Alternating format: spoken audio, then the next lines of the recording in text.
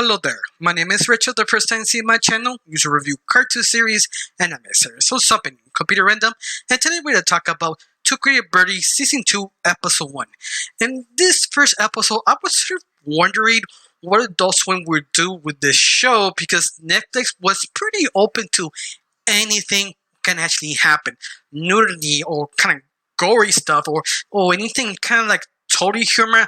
Everything goes but very creative open. And Adult Swim, they can't do all in because once more, it's still television. So I was sort of wondering how they kind of handle it. The first episode, I feel is pretty well. I feel it's like what they was the first season. But I love it. They pretty much narrowed down what the show is. Like the storyline is focused on Bertie that she trying to look for a therapist. Yeah, I wasn't sure how you could do that because I've seen in so many cliches about therapists. I've seen shows focus on just the therapy or the characters or the person who take the therapy and vice versa. You can see all different angles, but I've never seen an episode focus of basically finding the right therapy because I never really thought of that. I mean, can you do that? I never remember any other show doing that before. It kind of blew me away, but I love it more how they kind of divide plot A and plot B to Tuca and Bertie. They basically doing the same thing but completely different. One, Bertie looking for therapy, and plot B, Tuca, if I'm correct, dating a bunch of people randomly all together at once. And I find it very fascinating. You see how similar Tuca and Bertie is, at the same time very different. One is basically outrovert, the other one is introvert.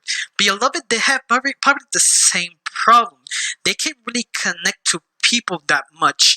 And you can see that why they needed so much more. But I love it is how they focus on Bertie just skipping at the therapist, trying to find the perfect one.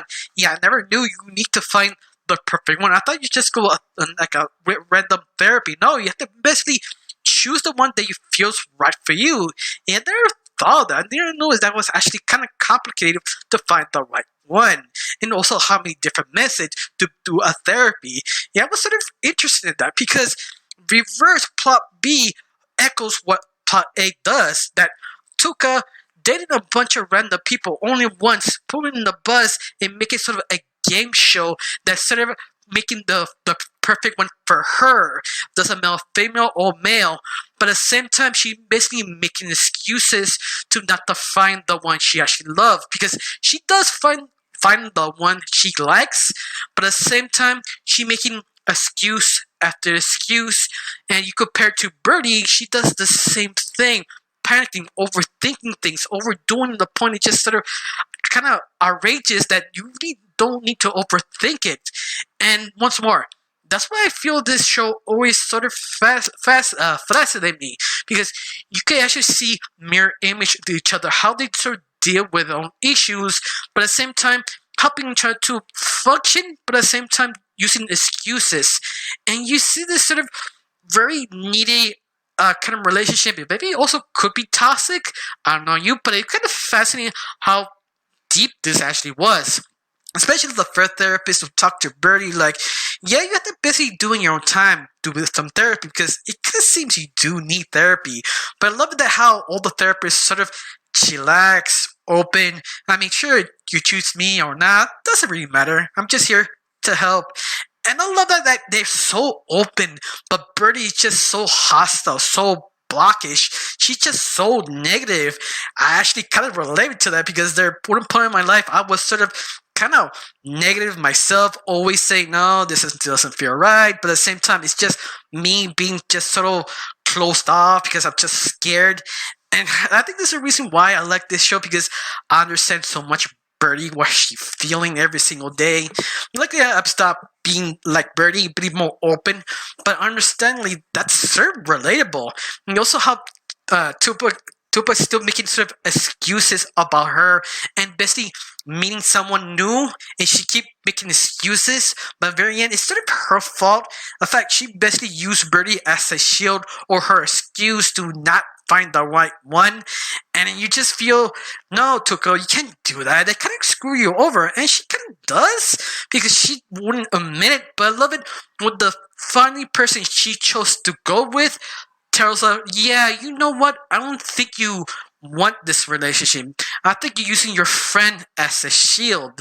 And Tukuba is more like, yeah, whatever. No, not really. Just my friend. She understands me, but she's sort of kind of slanted the way like, yeah, it's kind of truth.